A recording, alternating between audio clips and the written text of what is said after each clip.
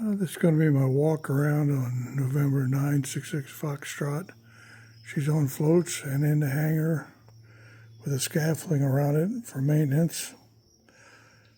It's got a warp drive propeller, and it's got a fuel injection system by Edge Performance. I've got pictures of that with it uncowled.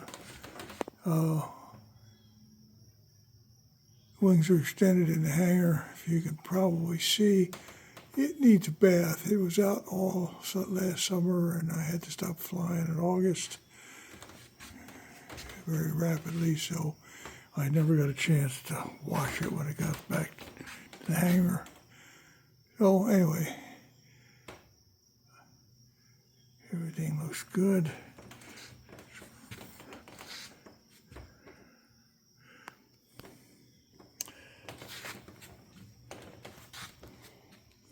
I'll get different angles of the struts on it.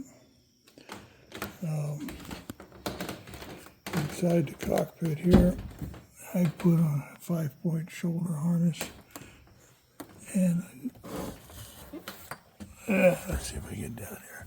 I flew with an air bottle just in case. End up upside down. Never did though. That's I can't remember what it's called, but it's Stratix or something like that. But that's a ADS-B receiver, which Wi-Fi's to my iPad. The instrument panel here, see if I can get around here. It's a computer I designed in there, and take a lot of explanation. It's got a electronic flight system, and it's and a flight air engine management system. It's got an Icon radio and a Stratus transponder, which handles the ADS out. Can't see too well under here with the light that I have. There's a secondary battery that I put in that handles the isolation of the electronic fuel injection system, although it has the capability of running off the aircraft battery too, but I wanted this to be primary battery for that. I don't know, I think that's about it here. Let's see if I can get stand up again. Keep the lithium-ion battery, which is a secondary battery, on charge all winter. Keeps it maintained properly. Okay, I'll move myself around. I'm on the scaffolding right now. Anyway, once the scaffolding is more than welcome to have it. It sure does keep you from falling off and breaking something. Just looking underneath at the floats.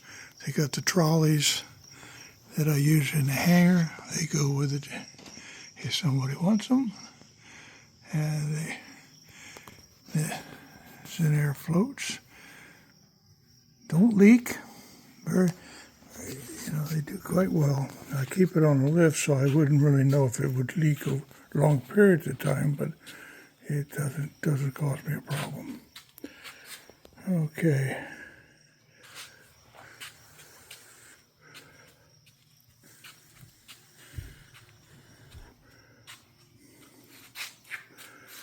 The rudders are handled with a push-pull from the rudder pedals, and then with a cable retract. This little apparatus on the back is what I use to keep from dinging the side of my fuselage when I fold the wing, which I have to do on a trailer, which is an interesting process. I have a gas leader that back here to drain the, to separate the water. Wanted to keep it at the low pressure side, because upstream of that, I 40 psi fuel pressure, which takes a special gasolator to do that. And I don't want any water up in that end of the system either. Okay. I put a fairly large fin on it, which, I started out smaller, but I boosted it up because it was directionally unstable, so I didn't particularly care for that. So I wanted it to be directionally stable. I know some people fly that way, and that's fine. It's just you gotta be careful not to let it bite you.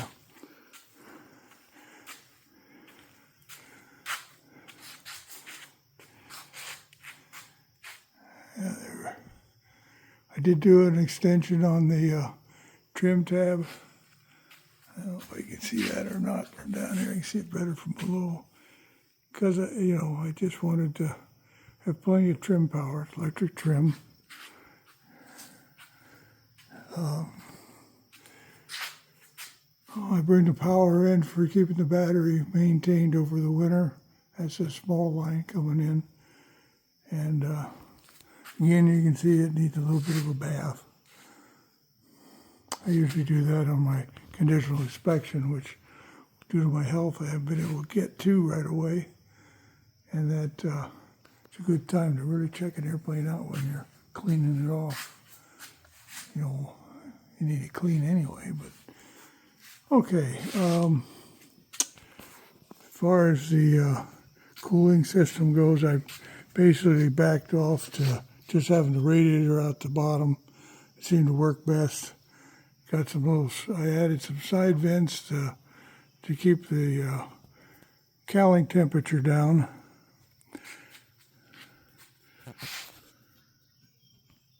I'm going to see if I can get some light on the subject here up underneath the instrument panel. It's busy. I moved the ignition system. I got a different ignition system, and it is mounted inside the cockpit and, well, underneath the rest of the stuff where I could get to it to put it in. And the electronic fuel injection system is mounted over on this side underneath the instrument panel. All that's associated wiring.